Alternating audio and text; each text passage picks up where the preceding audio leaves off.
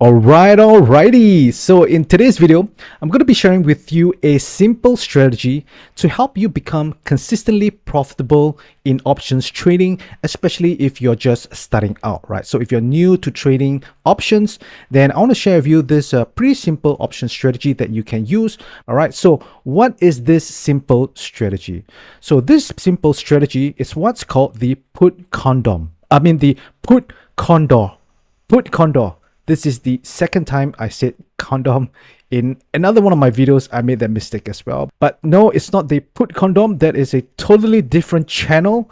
This is the put condor. So you might be thinking, what is the put condor, right? It sounds a little bit like another strategy that is pretty similar, pretty familiar, and that is the iron condor. Now, the iron condor is a different strategy, right? It's a totally different strategy in the sense that iron condor has both puts and calls, right? You have both the put options and the call options, whereas for the put condor, as the name suggests, there's only the put options. So how does this strategy work? So first of all, this put condor starts off with having a short put spread, right? So one of the construct of this put condor is that there is a put credit spread, also known as a bull put spread. So if you're familiar already with, credit spreads, then this shouldn't be, foreign to you, right? You should already know what this strategy is. The short put spread, you will receive premium for putting on this trade, right? So you want to put on a out of the money short put spread. Now, when you put on this short put spread, you're selling premium, right? When you're selling premium, you have this money. With this credit, you can use it to finance a long put spread. So this is where you have to pay a premium. So you notice there are two strategies that's kind of like slightly different from each other, right? Because the short put spread is bullish by nature, whereby you want the market generally to go up in a sense, right? It can stay still, go down a little bit, but generally the strategy is if the market goes up, you'll pretty much make money.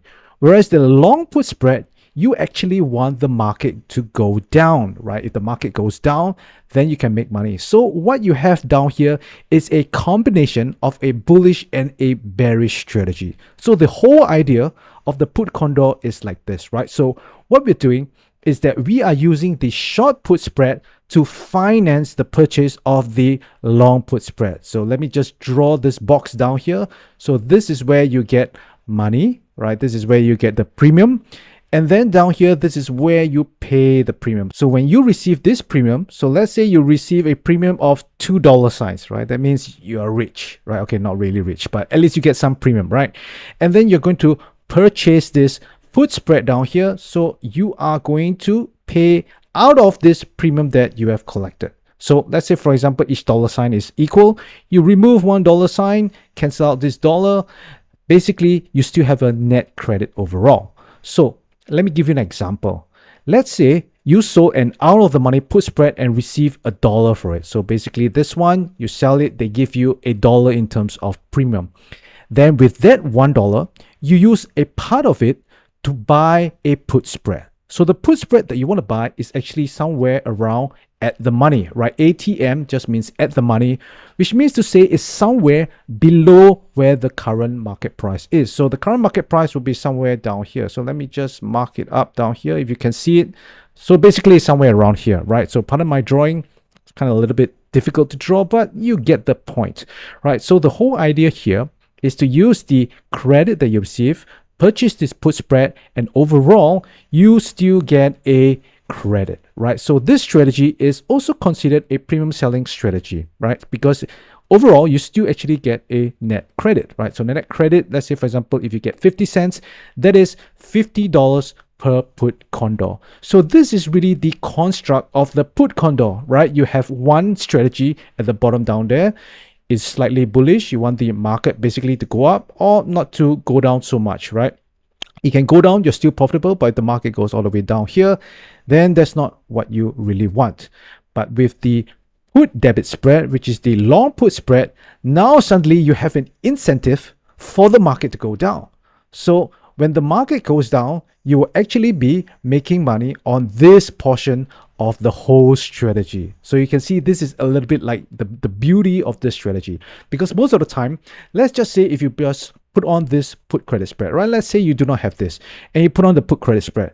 Now, if the market comes down, well, most people, right, they will be panicking, right? Because they think that, oh, it's coming down. It's about to test my short put strike down here. And if you were to take a look at the P&L right now, the P&L will definitely still show a loss, right? Because it hasn't reached expiration yet, right? It's only an expiration. If it lands here, then of course you'll be in a profit. But as it goes down, you'll start to worry. So this is one of the psychology that us humans have, right? Especially a lot of people who just get into trading for the first time. They're afraid, to get tested, especially if the market comes down.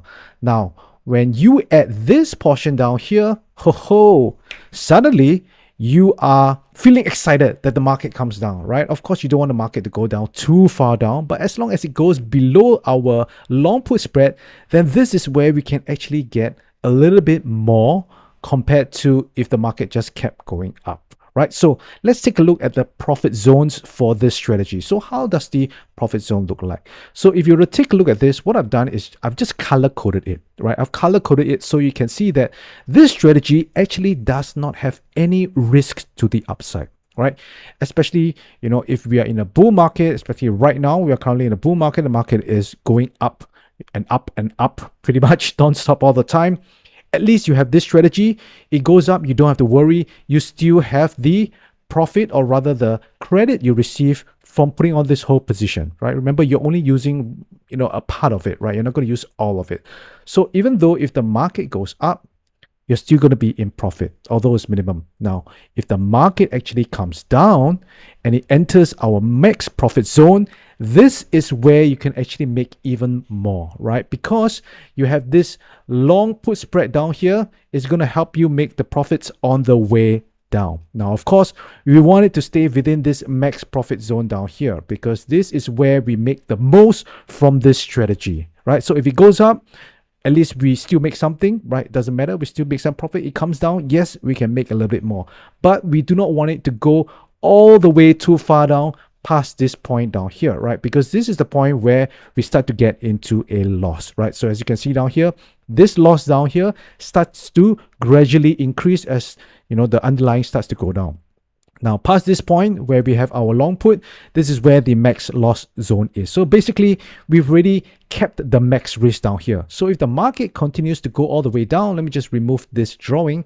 If the market continues to go all the way down, it can even go to zero, but we don't really have to worry then, because we've already kept our loss to this spread down here. So we cannot lose more than the risk we put up front. So even though, if the market goes to zero, if the risk we put up front, let's say it's $500, that's the most you can lose. So in a sense, this is also beginner friendly. So now let's take a look at the P&L graph down here. So the P&L graph shows you how your P&L will look like, at different points in time and also at different price levels. So on the left-hand side down here, right? So from this point onwards, this left-hand side, this is your P&L, right? This is where you get to see whether you make money or lose money. So this is the $0 line.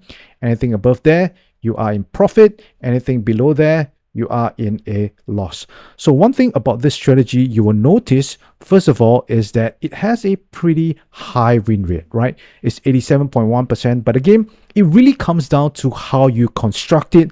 And I will show you a little bit later on how you can, change the strikes to, increase or decrease the win rate, right? So basically, all you got to know, first of all, is that this is actually a pretty high win rate. So when you have a high win rate strategy, then you're able to consistently be profitable, right? You can constantly grow your account as well. Now, the next thing you will notice is that the risk reward usually is always the case whereby you're risking more than what you make, right? It's just the way it is, right? Because there's always a trade-off, right? You want a high win rate, you're naturally going to have a poorer risk to reward. But the most important thing is where you actually put this spread down here. So you can put it at a spread strategically when you enter to a point whereby you do not really get into this loss zone that often. Okay, so now we know how this put Condor strategy actually works. How do you actually construct it? So I'm going to give you 5 steps to do it. By the way, if you like this video so far, please subscribe and also click the thumbs up button, and also do get your free copy of the Options Income Blueprint, where I share the top 3 option strategies that help you generate a consistent income each month, trading just 1 to 2 hours a day, right? So if you want to go ahead to get this copy, just head on over to optionswithdavis.com/blueprint. All right, back to the video. The very first step is to choose the underlying, right? So generally, this strategy can be placed on any underlying that you want. You want to put it on stocks, you can. You want to put it on index, you can. My preference is always to put it on the indexes, mainly because indexes have positive drift. So one thing you need to understand about the strategies that you're trading. So for this strategy, where is the risk? We always need to think about where is our downside? Where is the worst scenario that can happen? So the worst scenario that can happen is on the downside. That means to say if the market keeps going down, then we are going to lose money, right? So it's very important, especially when I'm trading any strategies that have risk to the downside, is that I choose an underlying that has positive drift. Now, positive drift, I mentioned this in a number of my videos as well. Again, it's very paramount to the strategies that we put on, because a strategy is a whole, right? It's not just about the options that you put on, right? How this strategy works. It also has to do with the underlying that you choose. So since this strategy only has risk to the downside, I want to choose an underlying that I know that over the long term will keep going up. That is what is called a positive drift. That means the market wants to just keep going up over time. So to find such kind of underlying, there's no better underlying than the indexes, right? Because the indexes generally just keeps going up and up. And if you want to trade stocks, you can as well. It's just that with stocks, you really need to choose the right underlying, because there are certain stocks, if it keeps going all the way down to 0, then no matter how high of a win rate it is, right? Because the probability already baked in, right? It's about 87%, 91%, so on and so forth. But if it's going to 0, you're going to just keep losing over time.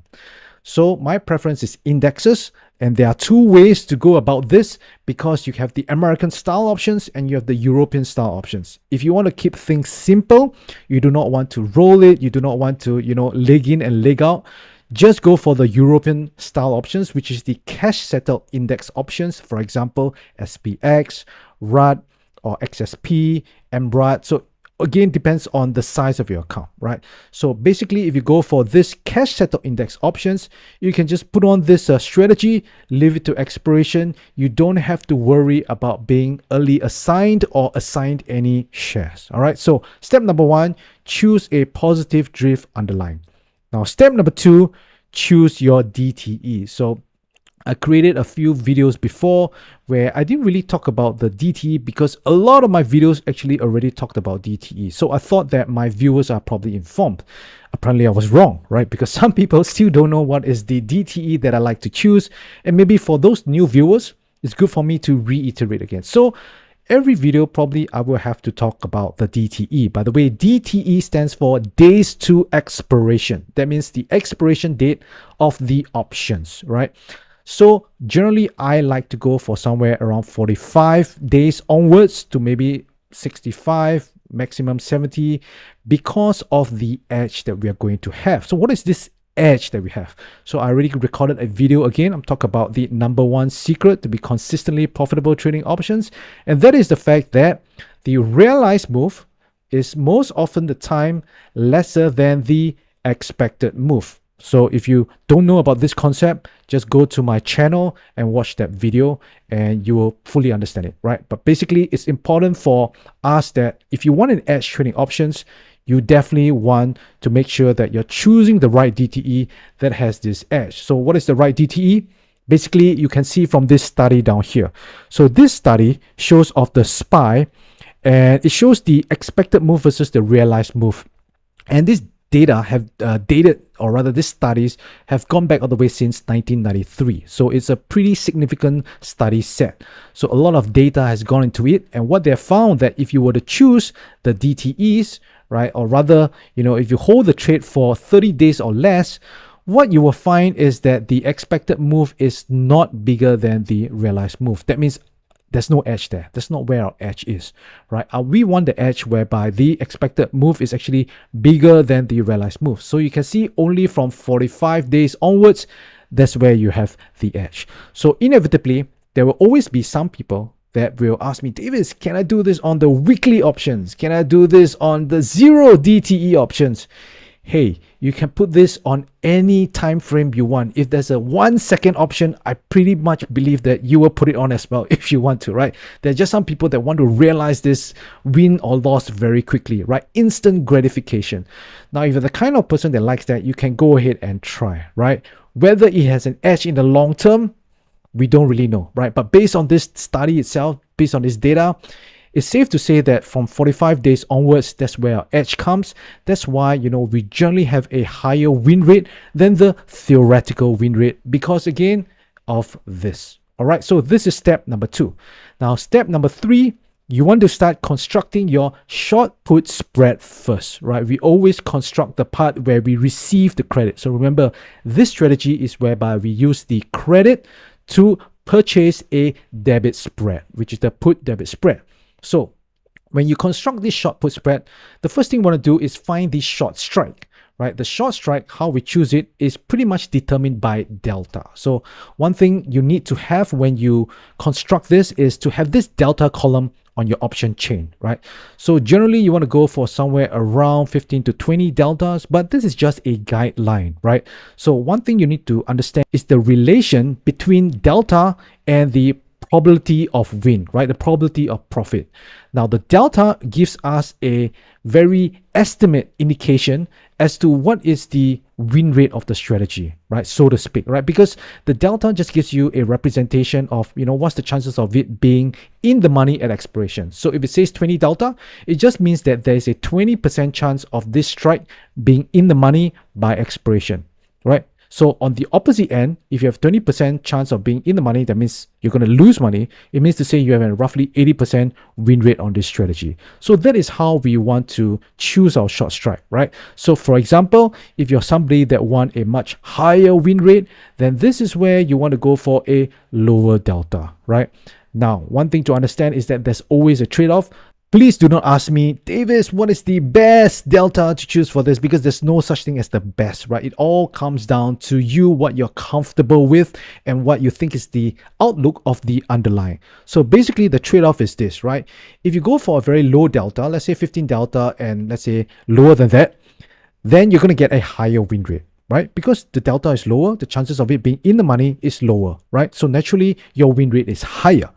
So if you go for this very high win rate, you'll naturally get lesser premium. So you notice down here, 15 delta, your premium is so little compared to this one down here, right? $2.62 on the bid down here versus $3.49 on the bid over here. So what this affects is the premium you have to actually purchase your debit spread, your put spread, which means to say the lesser credit you have, maybe the smaller width you have to purchase this put debit spread, or maybe you have to buy it slightly further away, right? If you go closer to where the current market price is, let's say you go for a higher delta, then with a higher delta, you have more premium. More premium, you can use it to finance the purchase of a bigger debit spread, right? That means you're more defensive with your structure. So again, it all comes down, what you're comfortable with, how you want to construct. Now, on the other end, you can even go up to 30 deltas, right? For example, if you are very confident that, the market is pretty bullish, and you just want to have that slight hedge in terms of the put debit spread, you can go for a higher one, 30 deltas, right? With 30 deltas, you're going to get much more premium, and you can construct a slightly bigger debit spread, the put debit spread, compared to these two structures. All right, so this is about the short strike. So the next one, we're going to be talking about how we're going to find this long strike, right? How do we choose this? So this is all dependent on your capital allocation, your risk management. So if, for example, your risk per trade is $500 per trade, then all you have to do automatically is just go $5 wide, right? So you can see this is 477. You stretch it to 472. This is a $5 wide spread. So you know that the max loss cannot go more than this $5 wide spread, right? So if the market goes all the way down, the most you can lose, $5 point wide spread, which is $500. Every point is $100 in risk. $500 minus off whatever credit you receive, right? So if you receive $1 in credit, which is $100, that means to say your max risk is $500 minus $100, which is $400, right? So all you got to know is that if your max risk is $500, stretch to $5. If your max risk is $1,000, stretch to $10 wide. As simple as that. So now that we have already constructed the short put spread, now it's time to construct the long put spread. So the long put spread, this is where we want to go to roughly at the money, right? So as you can see down here, this is where it's at the money, right? 499 is currently where it's at the money. Now there's a slight shaded color down here. I'm not sure if you can see on your screen, but this is shaded to tell you that from 499 onwards, all the way up, right? On the option chain is all the way down, but in terms of numeric, it's all the way up.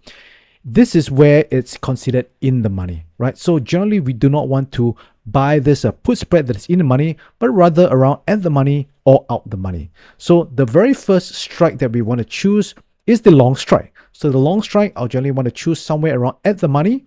As you can see down here, this is the first strike, 498 is the first strike that is just outside of where the current market price is. So the current market price probably is around 499. So anything below that is considered out of the money or at the money, right? Depending on how you want to classify that.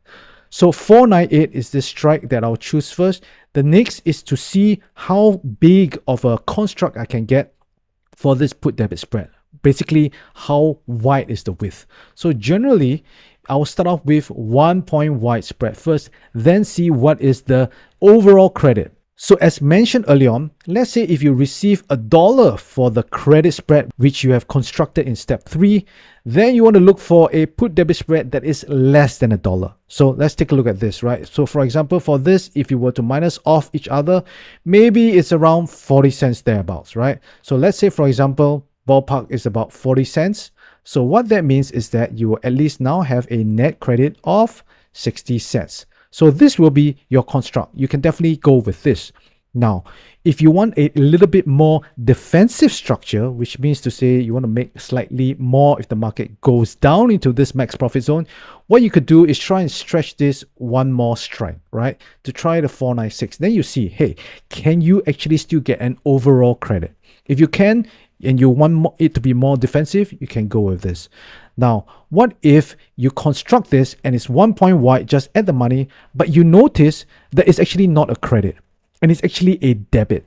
So if that's the case, what it means is that you're not getting as much credit as you want, maybe because your spread on the other side is too small. Maybe you only go for 2 points wide kind of spread where the overall credit is not big enough. Or maybe you've gone for too far of a delta, right? Maybe you go for something like 5 delta, then of course you're not going to get that much credit. So the first thing is you can always adjust the short put spread, right?